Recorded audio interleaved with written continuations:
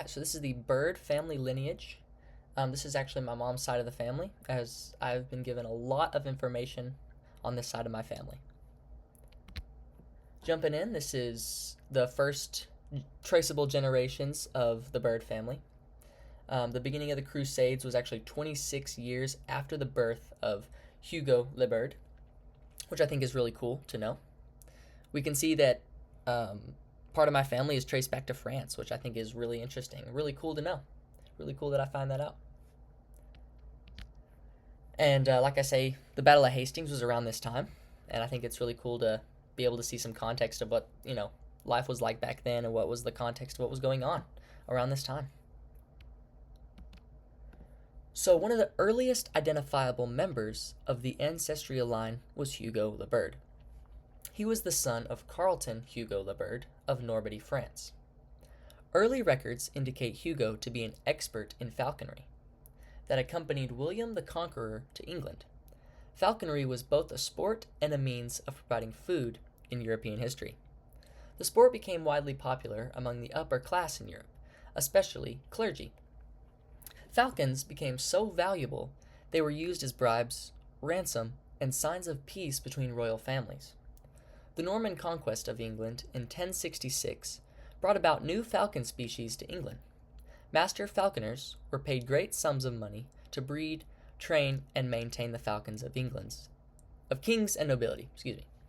On Christmas Day, 1066, William the Conqueror organized approximately 7,000 men and marched on Hastings in an all-day bloody battle that resulted in the death of King Harold.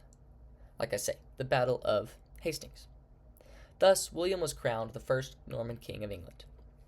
So, I think it's really awesome that this happened so long ago, and I'm able to see, what my family members long time ago were doing, being falconers, which is awesome. Skipping a few generations to David le Bird, and we can see that the Bird name has made its way to England. We can also see some more important events that took place around this time, like the Jews expelled from England, famine striking Europe, the birth of David le Bird right in between there, and the beginning of the 100-Year War. So, like I say, it's just some of the things that are happening around this time, and I think it's really cool to see. Now, generation number 14, Sir Thomas le Bird, we can see, still in England, we can actually see some actual documentation of our name. So you can kind of faintly make out some of his name in baptism records of Redcliffe St. Mary's Church of England, Bristol. And we can also see some burial records as well. And we can also see some marriage records at the St. Andrews by Wardrobe in London, England. So like I say, just seeing, the name be used in these records is incredible for how long ago this was. And we could also see the invention of the telescope, which is just a cool little detail. So, John Thomas Bird was a goldsmith by trade and never immigrated to the Virginia colony. His work as a goldsmith included work on mazer bowls, most notably for St. Giles Church at Cripplegate, which had bowl inscribed with his name as the maker. Master bowls were wooden drinking vessels, often inlaid with silver and gold. His surname was Bird, B-I-R-D, not Bird. John married Grace Stige, and to union, at least 2 children were born, William and Thomas, who both immigrated to Virginia. William Evelyn Bird was the elder son, and was committed for his coming to Virginia, was bequeathed much property in a 31 March 1669, which by his uncle, Thomas Stige Jr., after immigrating to Virginia.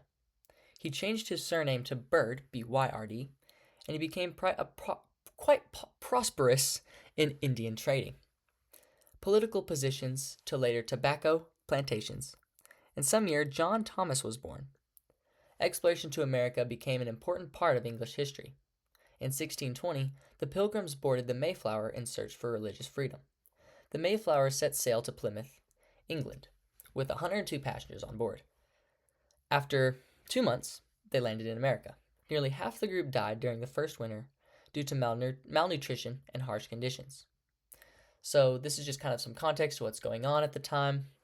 I think it's awesome that to know now that one of my relatives, early relatives, was born the same year that the Pilgrims boarded the Mayflower. Just an awesome detail that I, never thought I'd actually ever know. So moving on to William Byrd, probably one of my coolest ancestors here. I found out a lot about him through some Wikipedia articles and actually found out that he was pretty famous as a politician. Also find that around the time, Shakespeare printed his first play. And he was actually, as you can see now that they are changing the spelling to BYRD.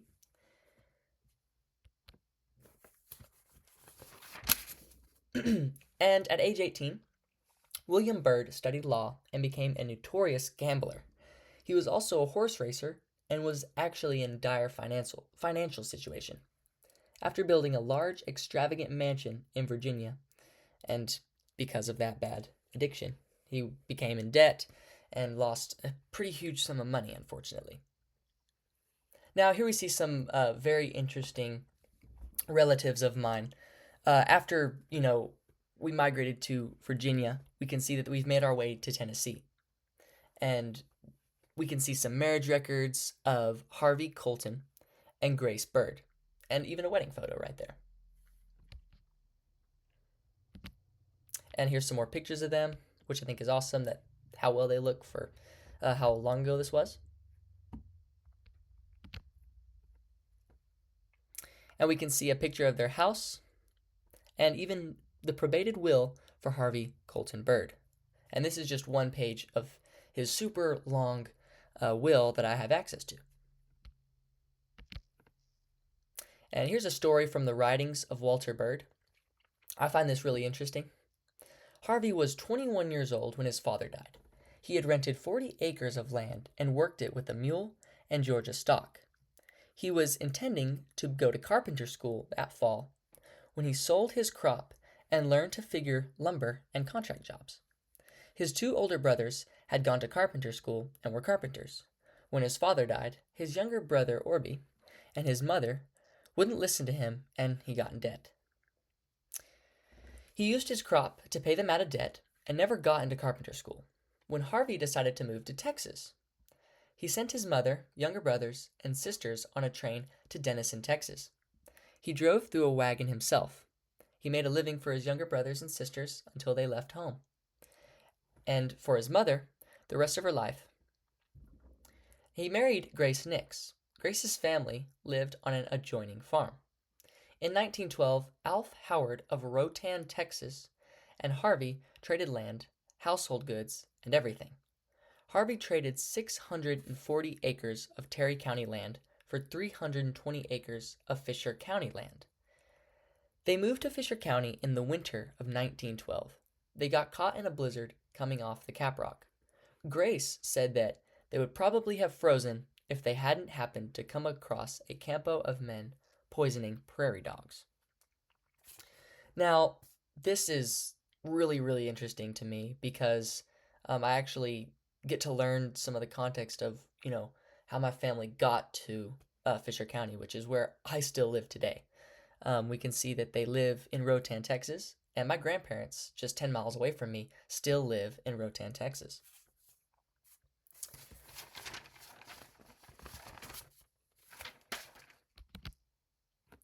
And this, here, generation number 26, is Walter Lee Byrd. This is my great-grandfather. One of his 3 daughters, Connie Byrd, is my grandmother. And we can see that he was born 1916 in Rotan, Texas. Here we have one of his essays, which I think is really interesting to see, as well as his high school diploma. Rotan High School, which, of course, I'm 10 miles away from, which is just awesome to see. Here we have a lot of pictures of him. He fought in the World War II, and we can see won a lot of awards. We can see his certificates, and even some photos of him. And here are the commendations that he won. He won American Theater Campaign Medal, uh, Isaac Pacific Campaign Medal, Good Conduct Medal, Distinguished Unit, Victory Ribbon, and the Service Strap. And here are some more photos of him in his uniform, and a letter, which I think is crazy to see, a letter from him to his mother while he was away. And even um, a certificate of honorable discharge for from the war. And he got married to Shirley Ann Gum. Here are their marriage documents, as well as just some photos of them, which I think is really cool to see. I am told that by my mother that he was a really kind, really nice man, and even his wife was super kind. And I wish that I was able to meet them, and I know that I'll be able to meet them one day. So I think it's really cool. And then finally, we can see some more family photos of their three daughters. One of which, Connie Sue Bird, like I said, is my grandmother. So that's the lineage of the Bird family. Thank you.